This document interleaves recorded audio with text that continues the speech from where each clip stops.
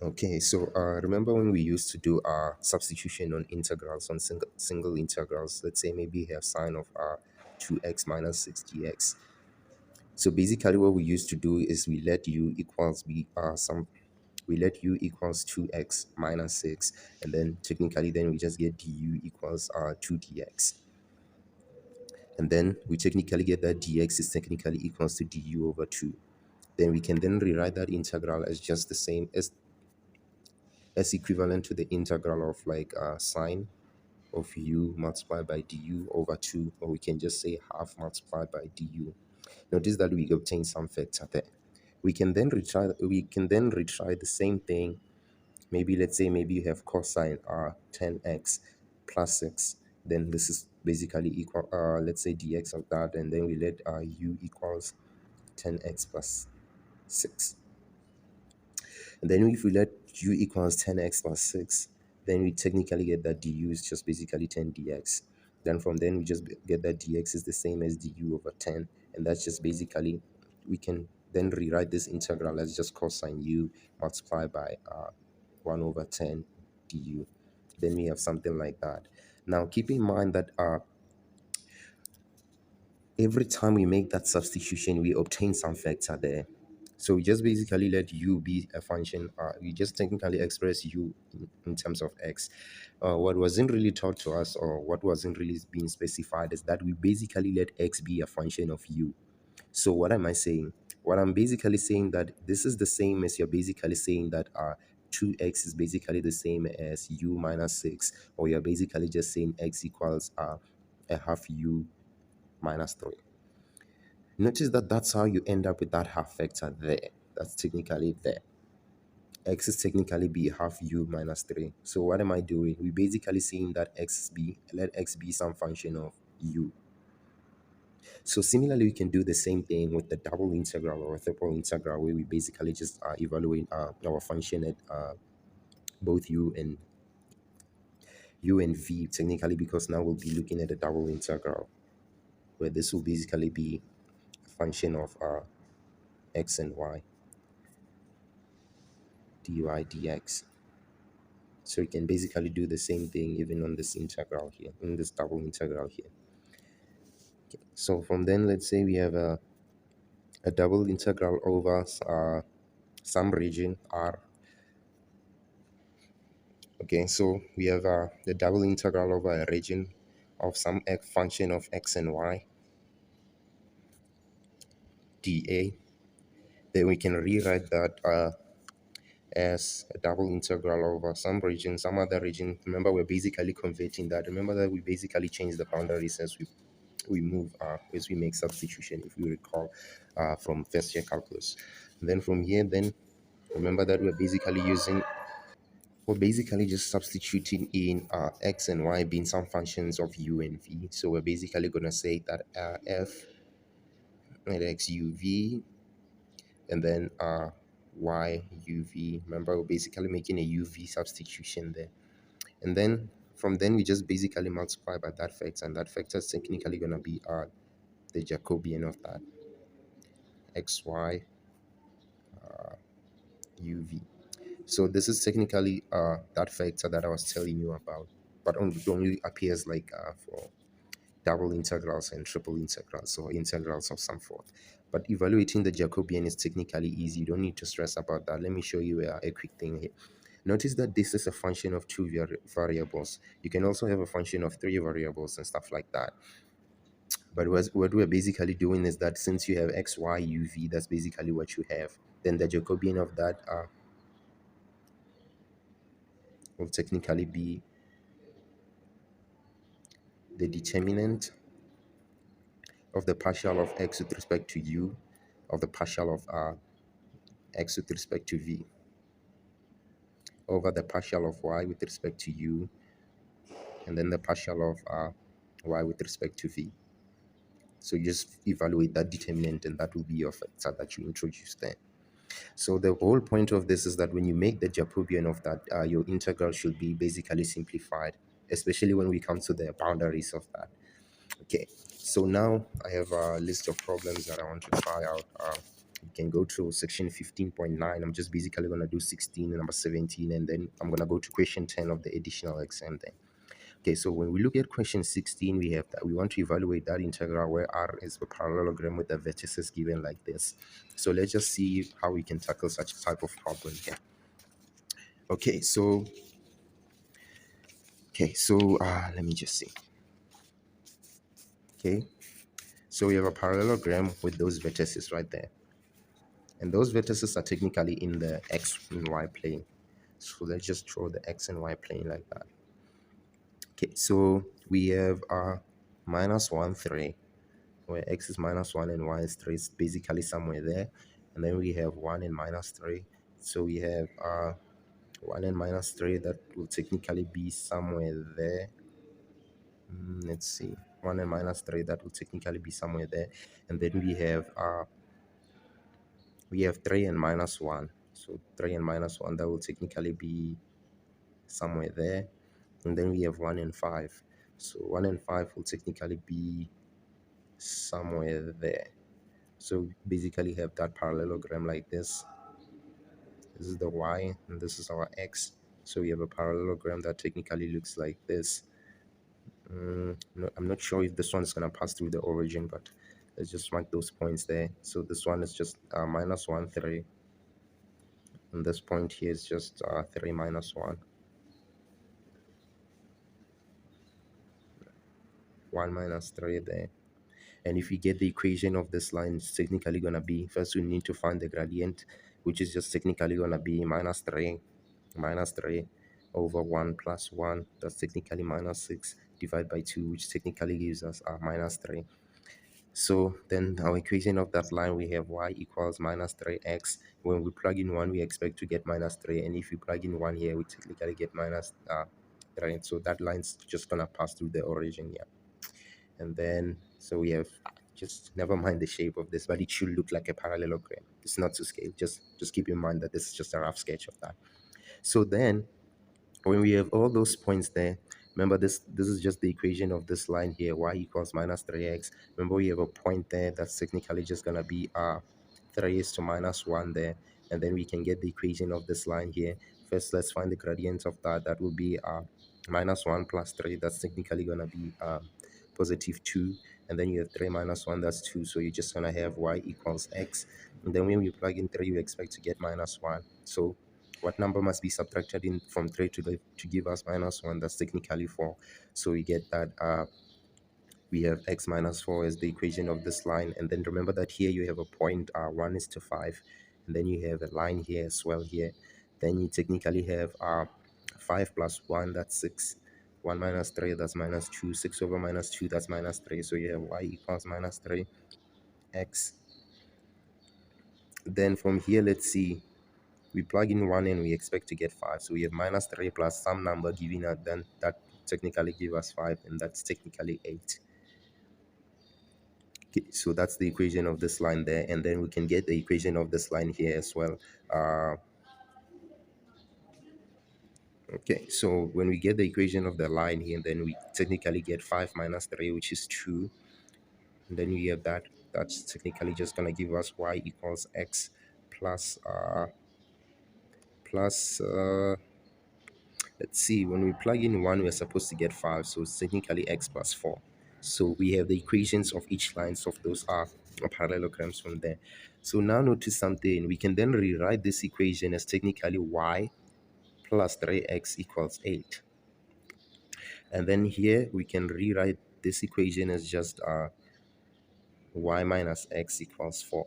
I mean, y minus x equals minus 4, or we can just say x minus y is technically equals to 4. X minus y will give us 4.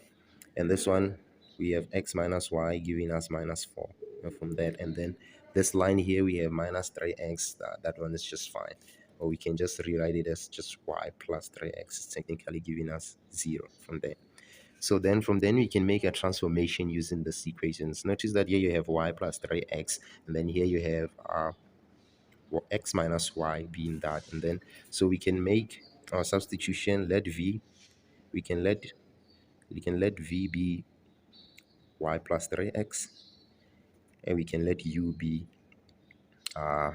we had what did we have? We had x minus y. So we have x minus y.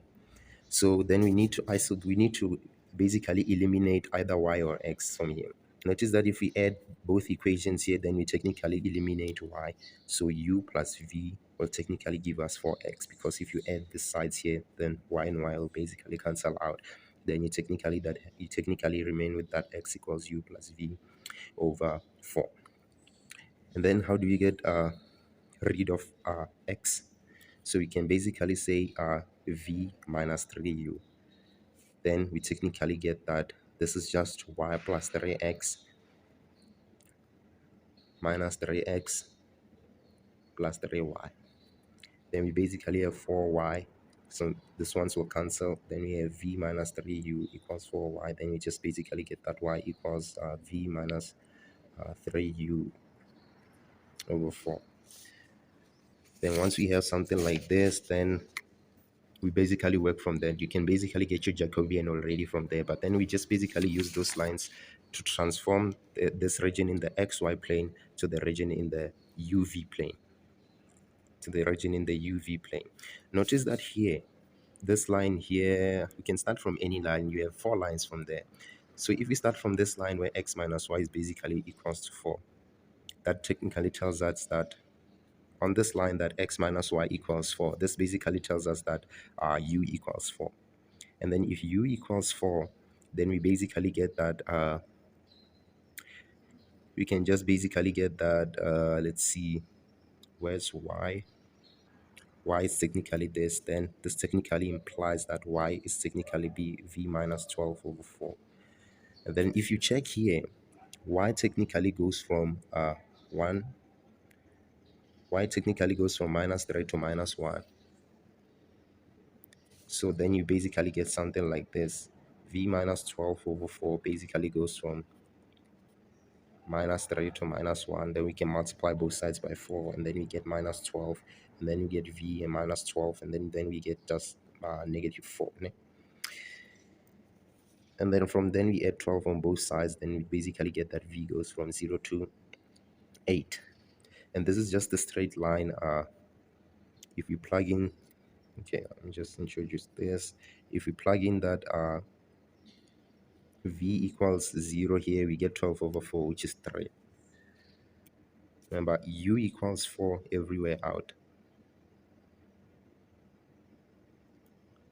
U equals 4 everywhere out. And where's u equals 4? We can mark u equals 4 here. So when we mark u equals 4, keep in mind that v goes from 0 to 8. V goes from 0 to 8. Then we have something like that. We can keep 8 there, and this is where v equals 0. Okay, then that's for this line. That's the transformation for this line. Then we can do that for this line. Here, y plus 3x equals 0. So that technically implies that v is 0. And if v is 0, then y will technically be minus 3u over 4. Y will be minus 3u over 4. That's technically y. And along this line here, y goes from minus 3 to 3.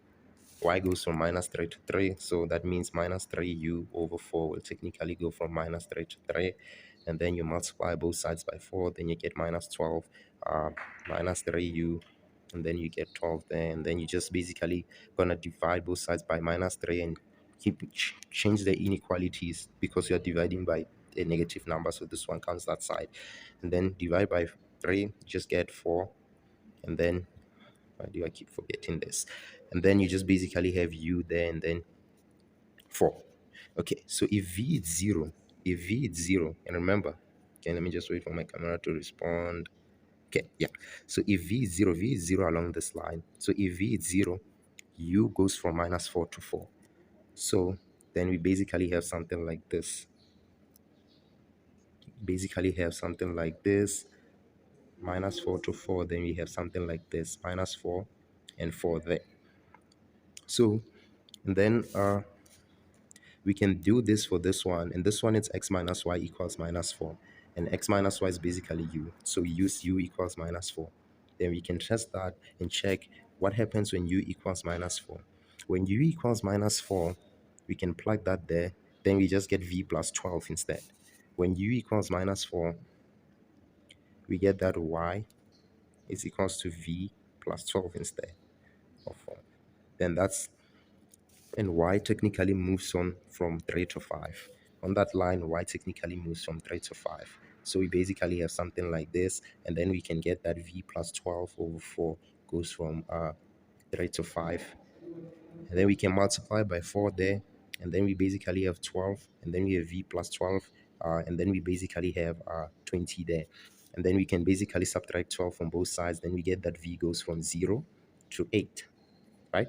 So v goes from 0 to 8. Here's where v is 0, and it goes to 8 there, and we basically have that. So we can also check for this one, but you basically see the pattern there. Then you basically have something like this. So the Jacobian of that just transformed that parallelogram there into a rectangle there. And we know how to integrate over a rectangle. Okay, so this means, remember, this was our question here. This technically implies that we can then rewrite that integral. Don't forget the Jacobian of that. Okay, actually running out of space here. Let's do that. Okay, let's first evaluate the Jacobian of that. Remember, I said v equals y plus 3x. V equals 3y, y plus 3x, and then u equals x minus y. So basically, this basically just says that you need to, and then when we solve that, we basically get that y equals v minus 3u over 4. And when we solve for x, we basically get that x equals u plus v over 4. I'm just basically copying these equations from the last page there. So we need to evaluate the Jacobian of that. And then we just get this uv, and that technically becomes the determinant of partial x with respect to u, partial x with respect to v, partial of y with respect to u, partial of y with respect to v. Then from then, what you basically get from there, that's technically partial of x with respect to u. This is our x. That's just going to technically give us 1 over 4. Partial of x with respect to v, that's technically going to give us 1 over 4 still. Partial of y with respect to u, that's technically going to give us minus 3 over 4. And partial of y with respect to v, that's technically going to give us 1 over 4. And now what I basically urge you to do is just check my mathematics, but the procedure is basically the same. Sometimes I can mess up when doing these things, but then just check if the math is correct. Then you just have 1 over 4 by 1 over 4, that's 1 over 16. And then you know how to evaluate the determinant. 1 over 4 by minus 3 over 4, that would technically be minus 3 over 16, but you have the negative coming from evaluating the determinant. Then you technically have something like this. Then you have 1 plus 3, that's 4 over 16. That's technically going to be 4 over 16. Notice that this will basically simplify to 1 over 4. So you have that Jacobian being 1 over 4, and the absolute value of 1 over 4 is technically 1 over 4. So remember, since our question was basically this one, then we can rewrite that. Okay, we can rewrite this integral here. The integral 4x plus 8y dA, that's technically going to give us the integral, the double integral over that rectangle. Remember that Jacobian transformation gave us a rectangle here. So when you have a rectangle, you can choose which variable you integrate over with respect to first. So let's just keep du dv. Now, from the integral, we had 4x plus 8y. 4x plus 8y. Your x is this one, and your y is this one. Then you just have 4 of this one plus 8 of this one. So you basically have 4. Let me keep that Jacobian outside. Since it's a constant, let me just take it on the outside. That's that Jacobian there. Then we have 4 into u plus v over 4 plus 8 into v minus 3u over 4. And then if you check that rectangle, u basically goes from minus 4 to 4. U goes from minus 4 to 4. And then v technically goes from 0 to 8. If you check v here, v goes from 0 to 8. And then that's basically then you evaluate that one, and you technically get the solution for 15.9, question 16.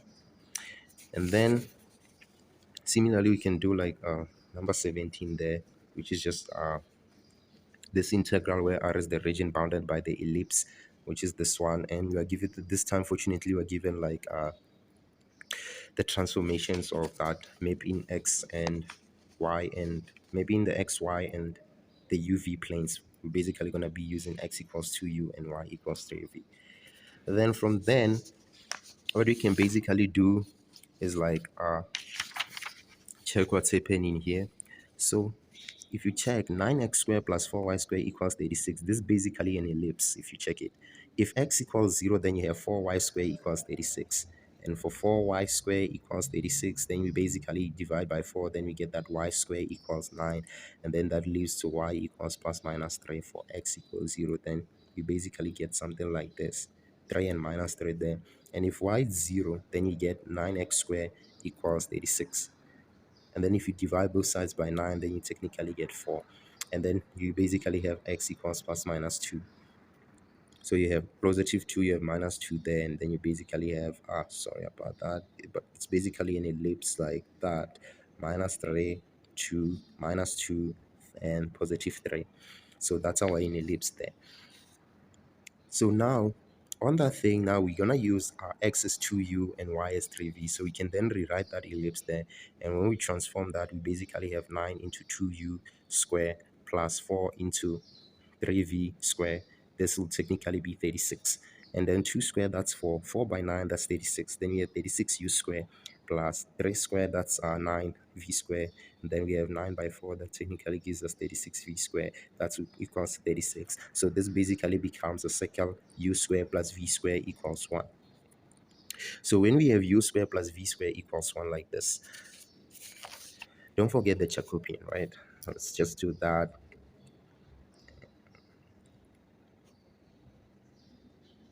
So then from then, we basically have that determinant partial x with respect to u, partial x with respect to v, partial y with respect to u, partial y with respect to v. Then from then we can basically get that partial x with respect to u, that's technically going to be 2. Partial x with respect to v, that's technically be 0. There's no v in this equation here for x, so just gonna be, this one is just gonna be 0.